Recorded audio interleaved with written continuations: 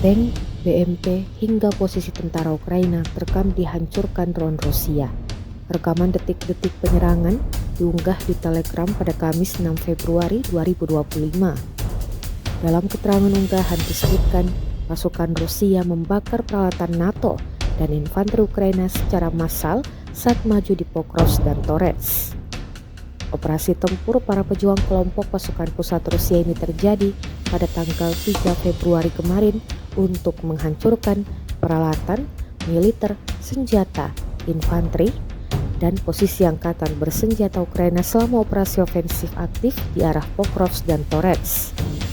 Rekaman menunjukkan penghancuran diantaranya IFV Bradley, pengangkut personel lapis baja VAB, Prancis, kendaraan lapis baja tempur, titik tembak, artileri, truk, pick-up, posisi, galian, awak UAV, dan infanteri Ukraina.